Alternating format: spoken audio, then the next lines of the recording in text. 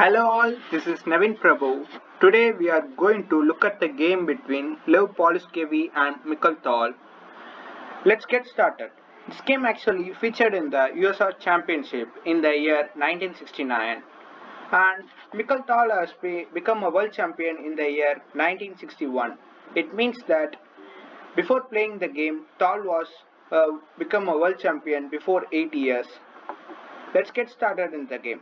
Here, Polugaevsky goes for the English Open, placed c4 and Tal replaced back with the move knight to f6. And one thing to mention about Tal is he literally sacks some pieces and gain a massive advantage from that. He is actually well famous for sacking his queen in many variations, and he may get a little pawn advantage or literally a piece advantage, but positionally he will play a super game after that and he will definitely win that game. Let's get into the game. Here Polugaevsky goes for knight to c3, and here Tal plays e6, preparing for the move d5. Here he just concentrates on his development, develops his knight to f3, and Tal strikes into the center. And here Polugaevsky just plays the move d4, and the opening has been started from the move c4, that is the English opening. Now it's actually converted into the Queen's Gambit declined variation. Here Tal goes for c5 push. Here he captures the d5 pawn and he captures back with the knight, and here he pushes the pawn to e4, that is they are going for the semi-Tarrasch variation of the Queen's Gambit declined variation. Here the knight captures the knight and we will recaptures with the pawn on b2, and this is all a standard theory. This is what all the masters will play in this level. Now the pawn will be captured and we will capture back, and the bishop will give the check and we will trade the bishop in this way. And after that the king castles here, and after developing our last king side piece, and we are ready to castle on the king side, and black have to develop his two pieces on the queen side and complete his development.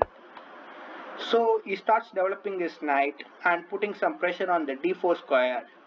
Here Polugaevsky just castles in this situation, and he goes for the b6 move to financiate his knight on b7. Here Polugaevsky continue putting his rooks on the e and d file, so that it will be helpful to push his pawn forward in d and e file. So he puts his rook to d1, also putting the rook against the queen, which may be useful in some cases. Here he financiated his bishop on b7, and as per plan Polugaevsky goes for it, rook to e1, and here Mikhail attacks the bishop on c4, and usually many games we have seen in the masters database, that is they will just put his bishop on this diagonal in semi-Tarrasch variation and continue the position.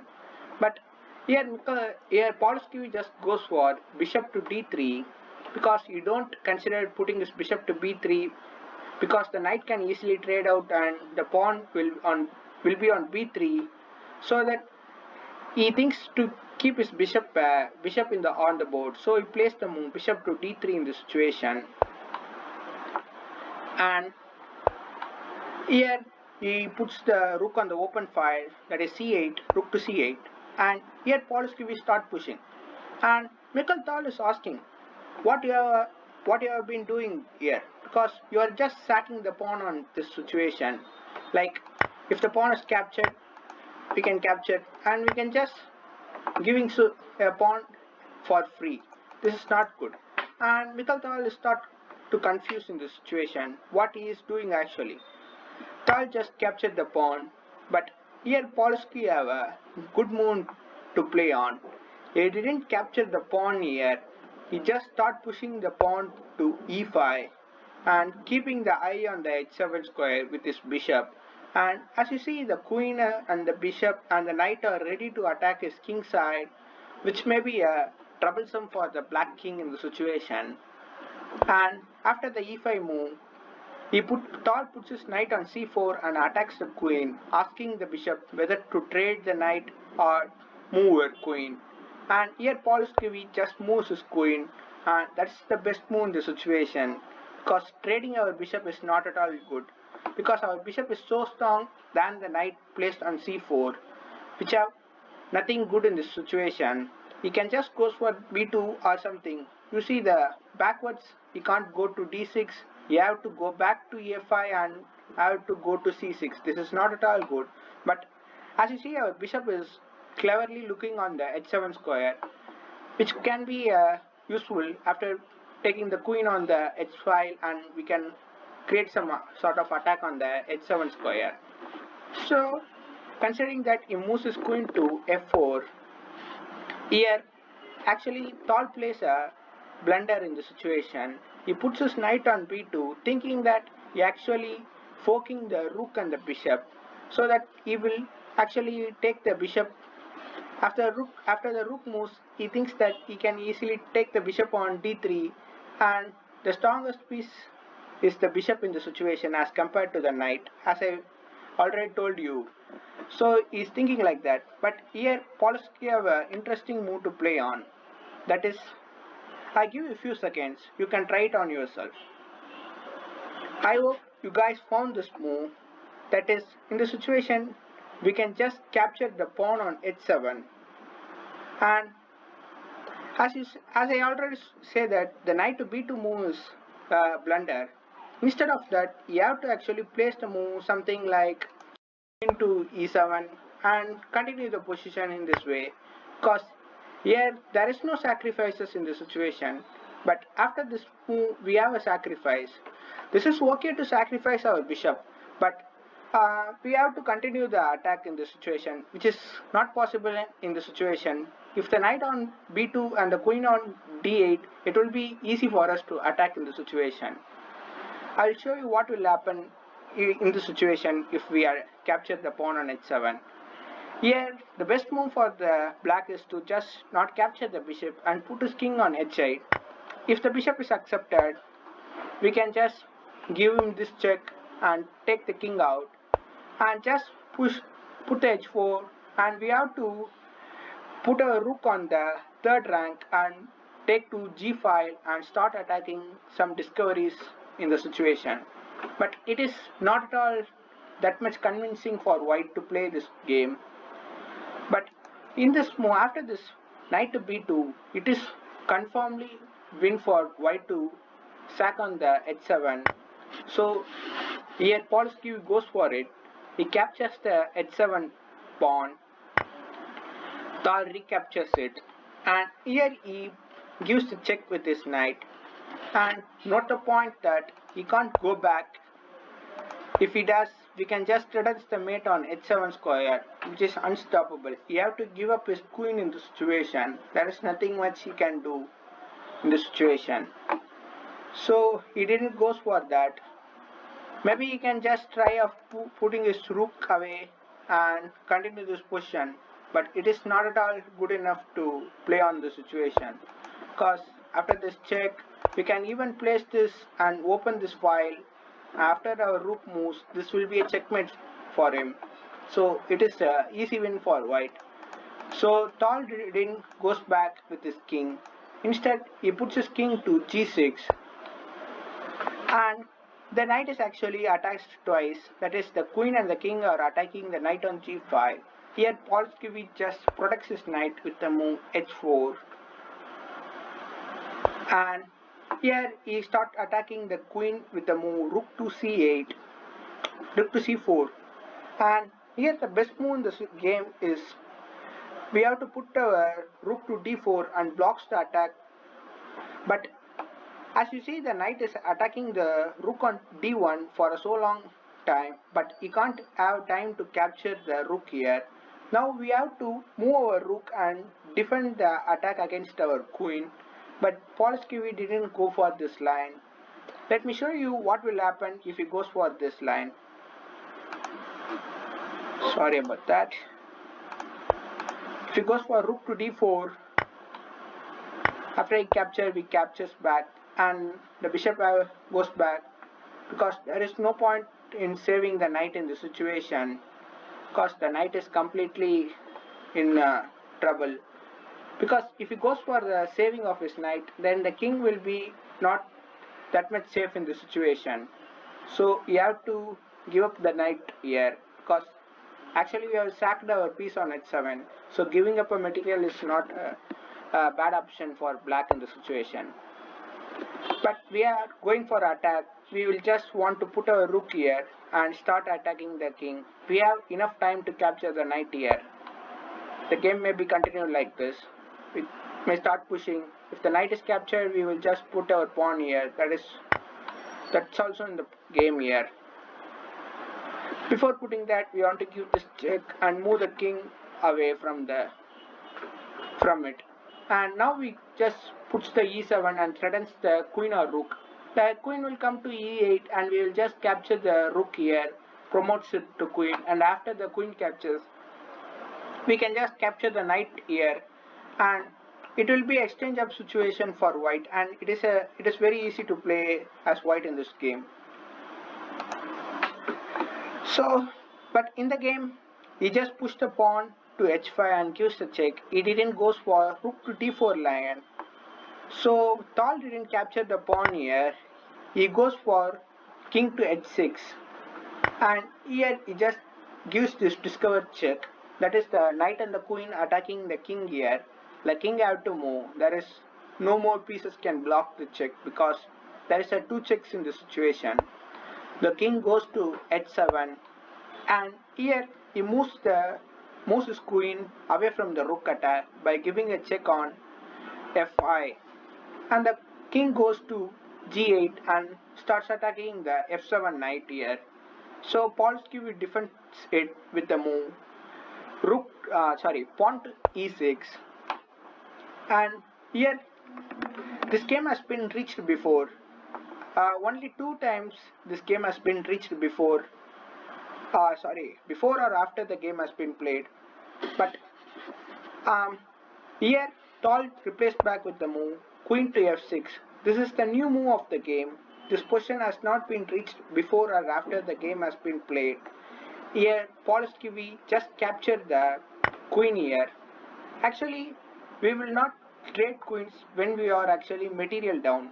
But in the situation, it is okay to trade our queens here, because this knight is awkwardly placed on b2 square and has a very less squares to return, and there is no scope of returning the knight in the situation. So Polugaevsky thinks that the knight will be trapped in many cases. So he just trades the queen in this variation, and he captures back with this pawn here. And there is only one move in the situation to keep the advantage for Polugaevsky in this situation. I give you a few seconds. You can try it on yourself. I hope you have found this move, that is rook to d2, because this is the only move to keep the advantage for Polugaevsky. Any other moves can give the advantage and equalize the position in this game. But this is the only move to keep the advantage for white here, because I actually told that the knight is awkwardly placed on b2. There is less squares for the knight to move in this situation.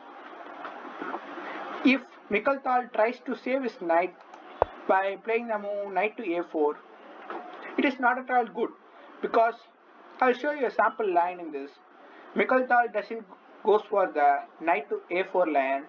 He just puts his rook to c6 and attacks the pawn here. That is, he goes for this line, but I will show you what happened if the knight has been saved like this. If he goes for knight to a4, we can just put our knight on d6 and attach the bishop and the rook in the situation.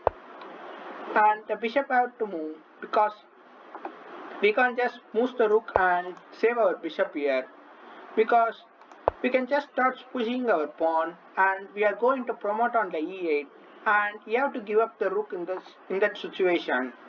So it's okay to put our bishop here and give up the rook in this way. Here Polsky has some time to push the pawn, and after the rook moves we can even capture here, and after this happen, this is easily winning for us because the pawns of the black are literally weak. After we can even capture this pawn and goes for it and capture the A and B pawns easily. Uh, it is enough for white to win this game. So Mikhail didn't waste his time saving this knight here. He knows that the knight is coming to d6. So he goes for the rook to c6 and defending the square d6 square.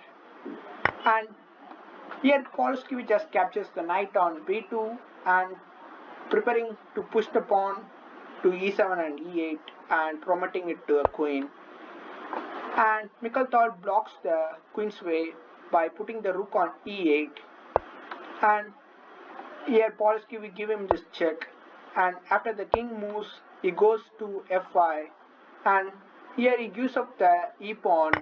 After the rook captures he trades a pair of rook here and puts his rook to c2, planning of putting the rook to c7 and getting the bishop here. So Mikhail blocks it by playing the move rook to c6. So Polsky goes for rook to e2 and with the same plan of putting the rook on the 7th rank. By giving this check, the bishop will be lost here. So he just moves his bishop and attacks the knight here, and he just gives the check here, and the king have to move. There is not much squares for the king here. There is only two squares, that is g and h8 squares. He can't come up the board because the g6 square is protected by the pawn and the h6 square is protected by the knight. So you have to go to the 8th rank here, and there is no checks on taking the bishop because the bishop is guarded by the rook here. So here Mikhail goes for the move king to h8, but this is a slightly awkward move because we don't want to put our king on h8, and this also attempts to shift our knight and put to g6 square, that is knight to h4 and putting the knight to g6, which will be attacking the king on h8. Not only that, it actually safeguards the promoting square of the h pawn here, which may be promoted to a queen very easily. Instead of that, he may have to go for the g8 here. Let me show you a sample line what happens if he goes for king to g8.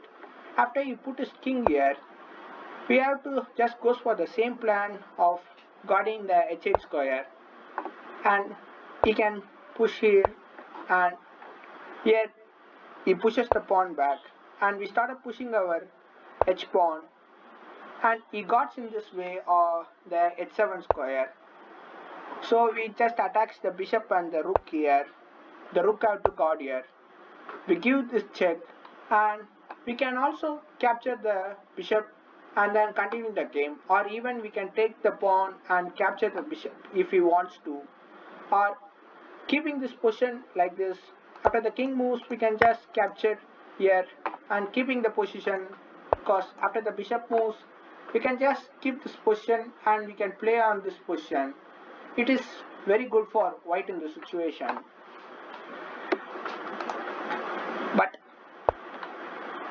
But he didn't go for the g8 square, he actually goes for the h8 square.